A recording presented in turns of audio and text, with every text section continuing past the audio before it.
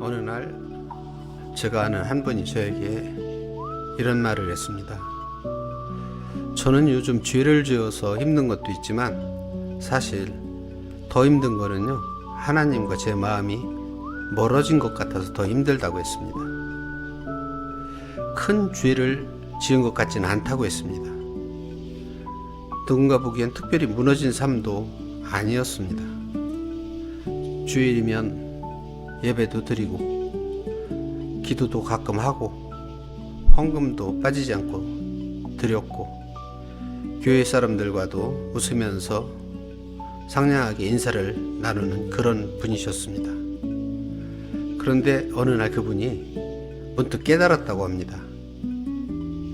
내가 하나님 없이도 꽤 잘 살고 있다고 착각하고 있었구나. 그 말이 참 아팠습니다. 시청자 여러분, 하나님과 멀어지는 것은 하루아침에 멀어지는 것이 아닙니다. 처음에는 기도 한 번을 미룹니다. 그 다음엔 말씀을 조금 멀리하기 시작합니다. 그 다음엔 예배에 빠지거나 빠지지 않더라도 타성에 젖은 예배에 익숙해집니다. 그 다음에는 자기가 무슨 잘못을 해도 자기가 지은 죄가 불편하지 않아집니다. 그런 다음에는 하나님 없이 결정하고 하나님 없이 걱정하고 하나님 없이 살아가기 시작합니다. 그러다가 어느 날 문득 영혼이 말합니다. 나 너무 멀리 왔다. 그렇습니다. 우리 딸도 오랜만에 집에 와서 저에게 그런 말을 한 적이 있습니다. 그래서 오늘 밤은 그 멀어진 마음이 다시 돌아오는 밤이 되었으면 좋겠습니다. 오늘 본문은 누가복음 15장 17절부터 24절까지 탕자의 비유입니다.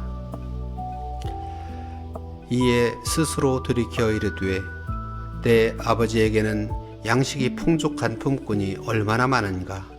나는 여기서 주려 죽는구나. 내가 일어나 아버지께 가서 이르기를 아버지, 내가 하늘과 아버지께 죄를 지었사오니 지금부터는 아버지의 아들이라 일컬음을 감당하지 못하겠나이다. 나를 품꾼의 하나로 보소서 하리라 하고 이에 일어나서 아버지께로 돌아가니라. 아직도 거리가 먼데 아버지가 그를 보고 측은히 여겨 달려와 목을 안고 입을 맞추니 아들이 이르되 아버지, 내가 하늘과 아버지께 죄를 지었사오니 지금부터는 아버지의 아들이라 일컬음을 감당하지 못하겠나이다 하나 아버지는 종들에게 이르되 제일 좋은 옷을 내어다가 입히고 손에 가락지를 끼우고 발에 신을 신기라. 그리고 살찐 송아지를 끌어다가 잡으라. 우리가 먹고 즐기자. 이 내 아들은 죽었다가 다시 살아났으며 내가 잃었다가 다시 얻었노라 하니 그들이 즐거워하더라. 아멘. 오늘 본문은 우리가 너무나 잘 알고 있는 탕자의 비유입니다. 어떤 아버지에게 두 아들이 있었습니다. 그중 작은 아들이 아버지에게 말했습니다. 아버지, 내게 돌아올 재산을 지금 주십시오. 이 말은 단순히 돈을 달라는 말이 아닙니다. 그 당시의 문화에서는 거의 이런 말이나 다름없습니다. 아버지, 저는 아버지보다 아버지의 재산을 원합니다. 아버지가 살아계시지만 제 마음에서는 이미 아버지를 떠났습니다. 그렇습니다. 이것이 죄의 본질입니다. 죄는 단지 나쁜 행동 몇 가지 해서 죄가 되는 것이 아닙니다. 하나님보다 하나님의 것을 더 원하는 마음, 그게 죄입니다. 하나님 없이도 내가 죄인이 되어서 살고 싶은 마음, 그것이 죄의 본질입니다. 그것이 바로 죄의 뿌리입니다. 작은 아들은 재산을 가지고 먼 나라로 떠났습니다. 그리고 허랑방탕하게 살았습니다. 그런데 성경은 그가 돈을 다 쓴 후에 그 땅에 큰 흉년이 들었다고 말합니다. 여러분, 아버지를 떠나면 처음에는 굉장히 자유롭게 느껴집니다. 하지만 시간이 지나면 그 자유는 공허해집니다. 처음에는 내 마음대로 사는 것이 좋아 보입니다. 그러나 결국 영혼은 굶주리게 됩니다. 결국 탕자는 돼지를 치는 자리까지 내려가게 됩니다. 유대인에게 돼지는 부정한 동물 중에 하나입니다. 그가 돼지를 친다는 것은 단순한 가난이 아니라 존엄성의 붕괴입니다. 그는 돼지가 먹는 죄업 열매로 배를 채우고 싶어 했습니다. 그런데 그것마저도 주는 사람이 없었습니다. 사람은 하나님을 떠나면 무엇인가로 자신을 채우려고 합니다. 대부분 사람들은 돈으로 채우려고 하고 인정으로 채우려고 합니다. 사람의 사랑으로도 채우려 하고 성공으로도 채우려고 합니다. 어떤 사람은 취미로 채우려 하거나 분주함으로 채우려고 합니다. 하지만 영혼의 배고픔은 죄업 열매로 채워지지 않습니다. 오늘 말씀의 첫 번째 핵심은 멀어진 마음을 인정하는 것입니다. 누가복음 15장 17절에서 이렇게 말합니다. 이에 스스로 돌이켜 이르되, 그 말이 정말 중요합니다. 그가 집으로 돌아가기 전에 먼저 마음이 돌아섰다는 것입니다.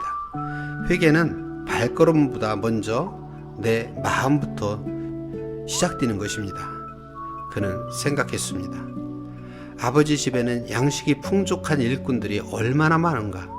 나는 여기서 굶어 죽는구나 생각하면서 내가 일어나서 아버지께 가서 이르기를, 아버지, 내가 하늘과 아버지께 죄를 지었사오니 지금부터는 아버지의 아들이라 일컬음을 감당하지 못하겠나이다 라고 고백합니다. 여기서 회개의 세 가지 원칙이 나옵니다. 첫 번째는 마음이고요, 두 번째는 행동이고, 세 번째는 행동의 방향입니다. 스스로 돌이켜야 합니다.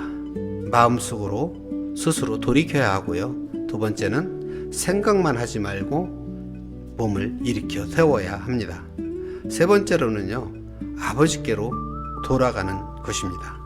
그래서 우리는 회개는 후회만 한다고 회개가 되는 것은 아닙니다.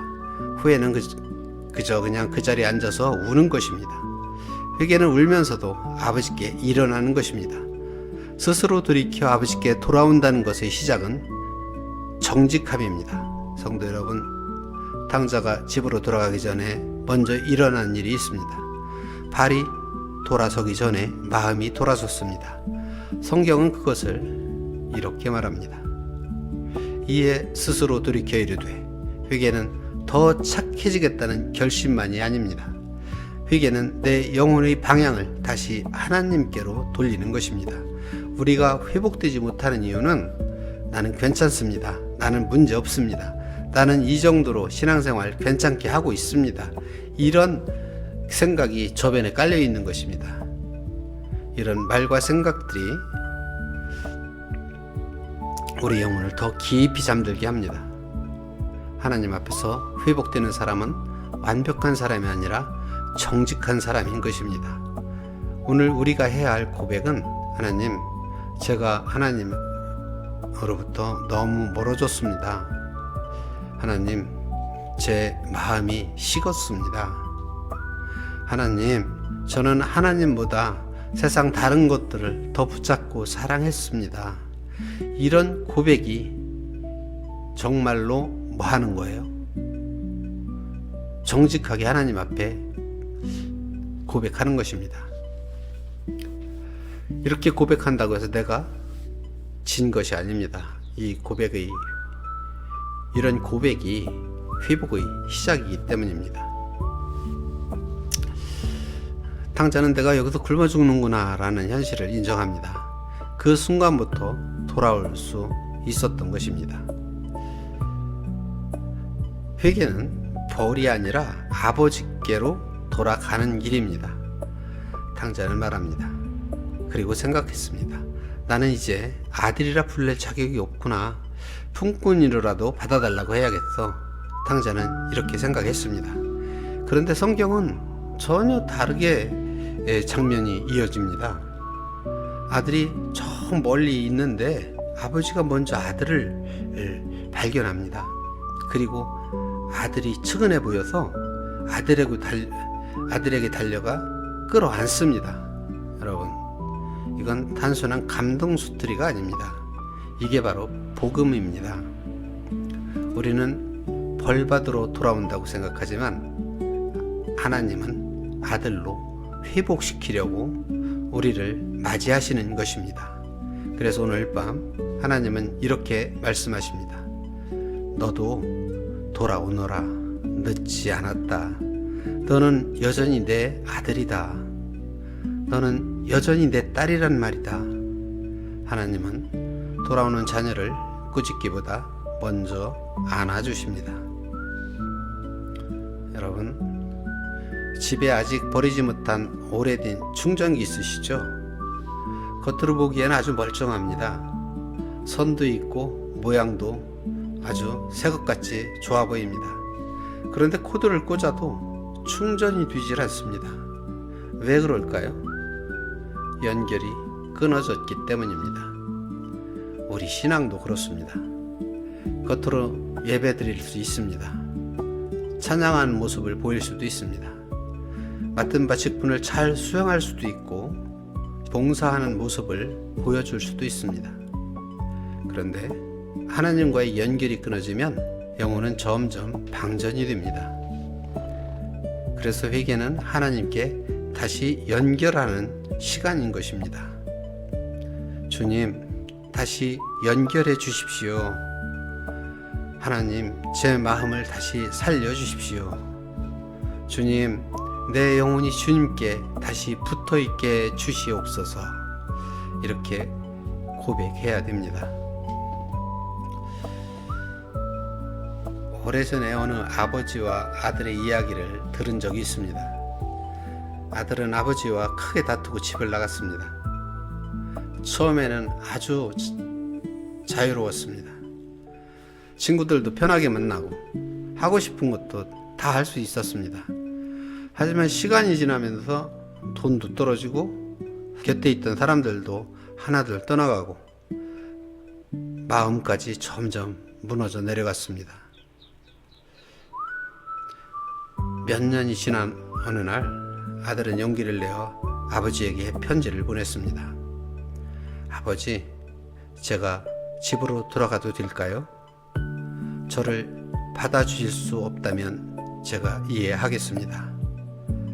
제가 기차를 타고 고향 마을을 지나갈 텐데 아버지, 우리 집 앞 나무에 흰 천을 묶어주세요. 그 흰 천이 보이면 제가 내리겠습니다. 없으면 그냥 지나가겠습니다. 편지를 보내고 얼마 뒤에 드디어 부산행인지 목포행인지 완행열차를 탔습니다. 기차가 고향 마을에 다다르자 아들은 두려워서 차마 창밖을 볼 수가 없었습니다. 그래서 옆자리에 앉은 사람에게 부탁을 했습니다. 저기 집 앞에 저 나무에 흰 천이 걸려 있는지 저 대신 좀 봐주세요. 잠시 후 옆에 앉은 그 옆자리 사람이 말했습니다. 흰 천 하나요? 아들이 심장이 쿵쾅거리면서 내려앉았습니다. 그런데 그 사람이 다시 말했습니다. 나무 전체가 흰 천으로 덮여 있는데요. 마당도 담장도 창문도 온통 흰 천입니다. 아버지는 아들이 못 보고 지나갈까봐 집 전체를 흰 천으로 덮어놓은 것입니다. 여러분, 이것이 아버지의 마음입니다. 하나님은 우리가 돌아오는 길을 못 찾을까봐 십자가를 세워 놓으셨습니다. 십자가는 하나님이 우리에게 걸어두신 흰 천과 같습니다. 들어오너라. 여기로 들어와. 내가 아직 너를 기다리고 있어. 오늘 밤 십자가 아래로 돌아오십시오. 그리고 오늘 여러분 스스로 마음에 조용히 물어보십시오. 나는 하나님보다 무엇을 더 붙잡고 살아왔는가? 두 번째로, 내 마음이 하나님에게 멀어진 이유는 무엇일까? 세 번째로는 나는 아직도 하나님 앞에 숨기고 있는 것이 있는가? 네 번째는 내가 오늘 내려놓아야 할 죄나 나쁜 습관이나 또 상처나 고집은 어떤 것이 있는가? 마지막으로 하나님께 다시 돌아가기 위해 오늘 내가 쓸 첫 문장은 무엇일까? 생각해 보시기 바랍니다. 첫 번째 나에게 질문 던진 그 문제부터 한번 짚어보겠습니다. 나는 하나님보다 무엇을 더 사랑하고 더 붙잡고 살아왔는가? 살고 있는가? 그렇습니다. 우리는 무언가를 붙잡아야만 안전하다고 느낍니다. 하지만 그게 정말 나를 지켜주고 있을까요? 내 삶을 내 뜻대로 움직여야 한다는 불안한 강박감은 없으신가요? 보이지 않는 은혜보다 눈에 보이는 숫자에 안정감은 없나요? 혹시 남의 찬사에 구걸하는 인정 욕구나 하나님보다 이것들을 더 꽉 쥐고 있지는 않습니까? 두 번째 질문이 뭐였죠? 내 마음이 하나님에게 멀어진 이유는 무엇일까? 뜨거웠던 마음이 차갑게 식어버린 것? 언제부터였을까? 특별했던 은혜가 당연한 종교 활동으로 되어버리는 그 순간 매너리즘 때문이 아닐까 생각해 봐야 합니다. 그게 아니라면 내 마음속에서 왜라는 물음에 침묵하시는 하나님께 느낀 작은 실망감 같은 건 없을까? 아니면 이 정도는 괜찮겠지라면서 허용한 작은 타협들이 쌓여서 어느새 우리 사이엔 보이지 않는 벽이 세워진 건 아닐까? 이렇게 생각해 볼 수 있습니다. 세 번째 질문은 나는 아직도 하나님 앞에 숨기는 것이 있는가입니다. 우리는 가장 가까운 사람에게도 보여주지 못하는 그림자를 하나씩 품고 살아가고 있습니다. 하나님은 다 알고 계시지만 우리가 직접 꺼내놓길 기다리고 계십니다. 사람들이 거룩함 뒤에 숨긴 은밀한 습관이 있습니다. 차마 내뱉지 못한 하나님을 향한 분노도 있을 수 있습니다. 혹시 나조차 용서하지 못한 내 마음의 좁은 소견머리, 좁은 방이 있을 수도 있습니다. 오늘 그 방의 문을 열어볼 용기를 내어보시기 바랍니다. 네 번째 질문은 내가 오늘 내려놓아야 할 것이 무엇인가? 가벼워져야 다시 걸어갈 수 있고 다시 돌아갈 수 있습니다. 우리가 완벽하지 않으면 시작조차 하지 않으려는 완벽주의라는 우상이 있습니다. 이것 때문에 우리가 하나님과 멀어지기 쉽습니다. 또 남의 일상과 나를 비교하면서 괴롭히던 타인의 시선 때문에 내가 하나님과 멀어질 수도 있습니다. 그리고 나만 힘들다는 자기 연민의 굴레에 빠져서 헤어나오지 못하는 경우도 있습니다. 내가 살아온 경험이 하나님의 방법보다 옳다는 그러한 아집과 고집 그런 것들이 있을 수 있습니다. 이제 그만 내려놔야 합니다. 이제 다섯 번째 질문은 하나님께 다시 돌아가기 위해 내가 오늘 쓸 문장입니다. 이제 우리는 다시 돌아갈 시간입니다. 거창한 회개보다 정직한 한 문장이면 충분합니다. 주님, 제가 너무 멀리 왔습니다. 하지만 주님께 다시 왔습니다. 그렇습니다. 무슨 말부터 해야 할지 잘 모르겠지만 그저 주님의 이름을 불러봅니다. 여러분이 오늘 마음으로 적어내릴 첫 문장은 무엇인가요? 하나님은 세련된 고백보다 당신의 정직한 한숨을 기뻐하십니다. 오늘 이 질문들이 여러분의 영혼에 작은 쉼표가 되었기를 바랍니다.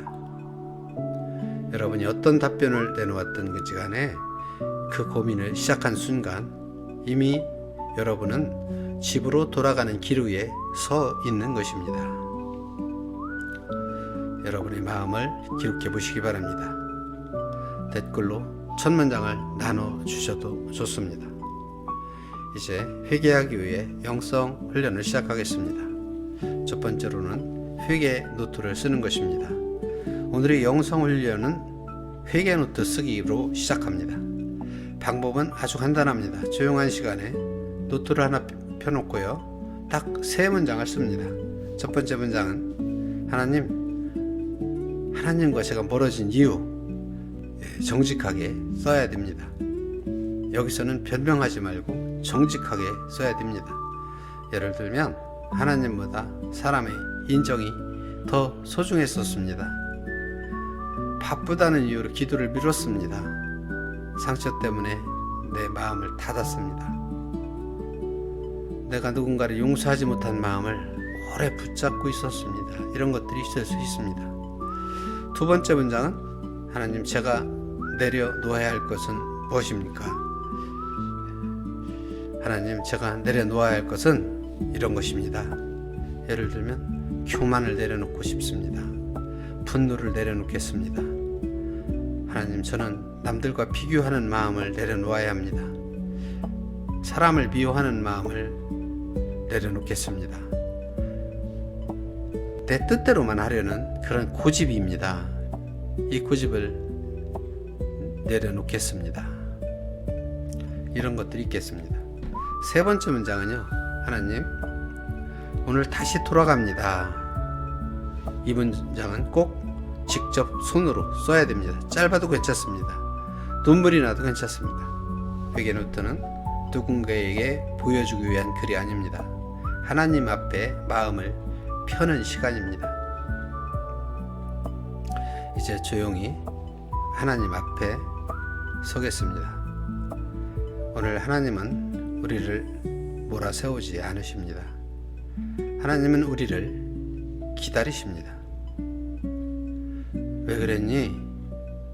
그런 것보다 먼저 돌아와서 고맙다라고 말씀하시는 분이 아버지십니다. 혹시 오늘 마음속에 떠오르는 죄가 있습니까? 오래 숨겨둔 마음이 있습니까? 하나님보다 더 사랑했던 것이 있었습니까? 돌아가야 할 자리에서 너무 멀리 서 있지는 않습니까? 그래도 괜찮습니다. 지금 돌아오면 됩니다. 여러분, 작은 목소리로 이렇게 고백해 보시기 바랍니다. 하나님, 제가 돌아왔습니다. 하나님 아버지, 저를 다시 안아 주시옵소서. 하나님 아버지, 제 마음을 새롭게 주시옵소서. 아멘. 하나님은 돌아오는 자녀를 꾸짖기보다 먼저 안아 주시는 분이십니다. 함께 기도드리겠습니다. 사랑의 하나님 아버지, 오늘 우리가 다시 주님 앞에 섭니다. 겉으로는 괜찮은 척했지만 우리 마음은 주님 앞에서 멀어져 있었습니다. 예배의 자리는 지켰지만 주님을 향한 사랑은 식어 있었습니다. 입술로는 믿는다고 했지만 삶의 선택에서는 자주 주님을 잊고 살아왔습니다. 사랑의 주님, 용서하여 주시옵소서. 저희 교만을 용서하여 주옵소서. 저희 미움을 용서하여 주시옵소서. 저희 무관심을 용서하여 주시옵소서. 저희 차가워진 마음을 용서하여 주옵소서. 그러나 주님, 우리가 오늘 두려움만으로 서지 않게 하옵소서. 아버지의 품을 바라보게 하옵소서. 십자가의 사랑을 붙들게 하시옵소서. 정죄보다 큰 은혜를 경험하게 하옵소서. 주님, 우리의 마음을 다시 돌이켜 주옵소서.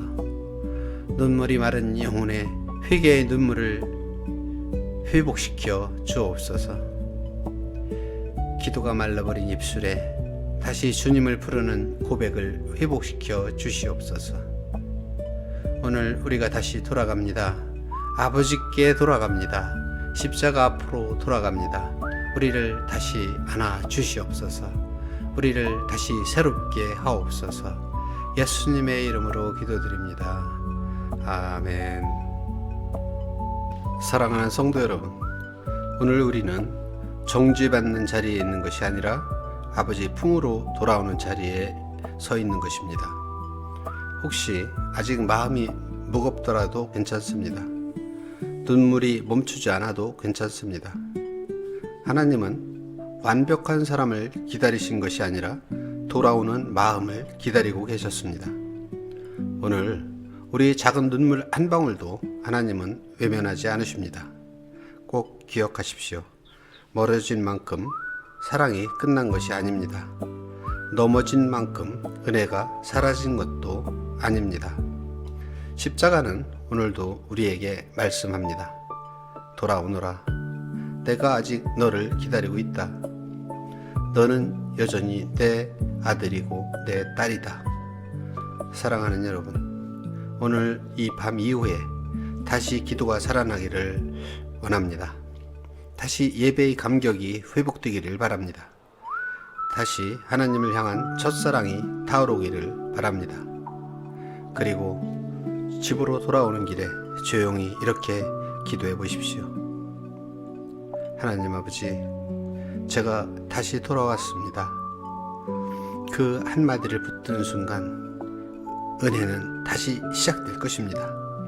오늘 여러분의 눈물이 절망의 눈물이 아니라 회복의 눈물이 되기를 축복합니다. 여러분이 무너진 자리 위에 다시 하나님을 향한 불이 타오르기를 축복합니다.